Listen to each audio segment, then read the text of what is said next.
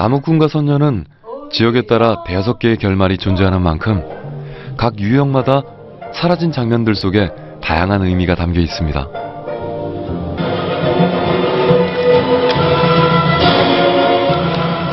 날이 옷이 없는 선녀는 하늘로 돌아가는 선녀를 그리워하다 죽은 나무꾼이 수탉이나 뻐꾸기로 다시 태어난다는 수탉형은 나무꾼과 선녀의 유형 중에서 유일하게 비극적으로 결말을 맺습니다. 이걸로 그냥 날아갈게. 볼 시간이 없어. 여보, 그동안 많이 컸구나. 죽음으로 끝맺는 결말에서 아이들이 염세적인 인생관을 배우지는 않을지 이야기를 전하는 사람들이 고민하고 우려하기 마련입니다.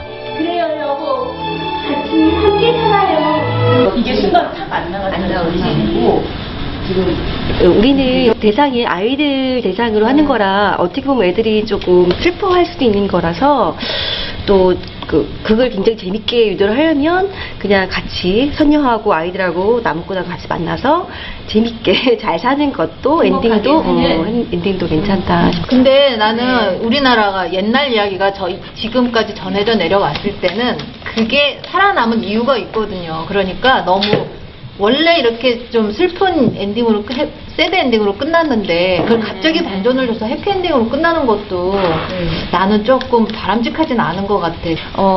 그러니까 그 흐름을 따라서 그냥 스토리가 흘러갔으면 좋겠어요. 그러니까 이게 정말 슬픈 이야기잖아요. 그러니까 슬픈 이야기로 나는 그냥 내짐이 졌으면 좋겠는데. 뜨거워.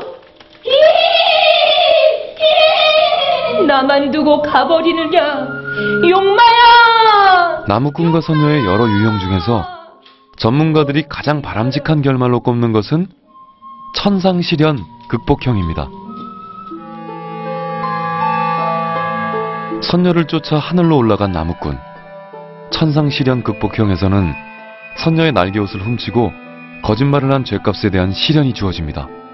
하지만 나무꾼이 만나는 온갖 시련은 단순히 시련으로 그치지 않고 시련을 극복할 수 있는 지혜도 보여줍니다.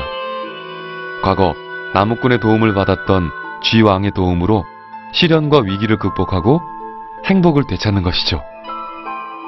민담이 지니고 있는 지혜, 그것을 천상시련 극복형이 잘 담고 있다고 생각해요. 악을 퇴치하는 가장 중요한 그 지혜는 자기보다 못한 존재에게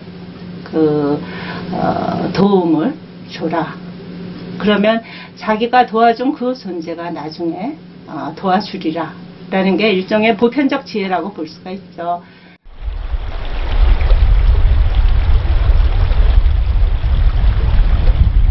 강가에 놓인 징검다리처럼 세상을 살아가는 데 필요한 지혜가 우리의 옛 이야기에는 담겨 있습니다.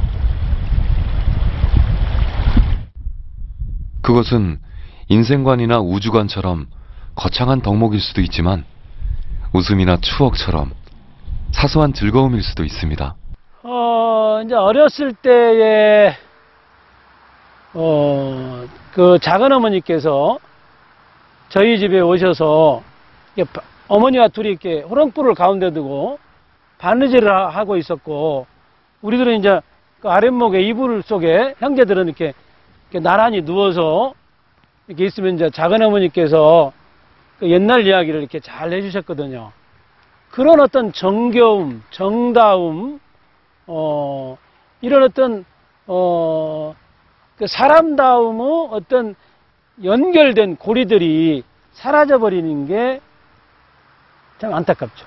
네. 아쉽죠. 우리나라의 동화라는 장르를 처음 소개한 조선 동화집. 1924년 발간된 이 동화집은 조선의 자료를 수집할 목적으로 조선 총독부가 만든 것이었습니다. 1925년 일본의 민속학자가 써낸 또 다른 조선 동화집에는 해와 달이 된 오누이의 이야기가 나옵니다.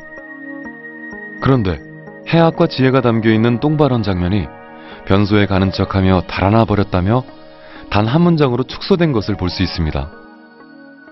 가치관이나 세계관, 우리 조상들의 그 다음에 해학 이런 것이 담겨있는 좀 동화가 그래야 되는데 그러지 못했다라는 거 아니겠어요? 저도 뭐 전적으로 동감합니다.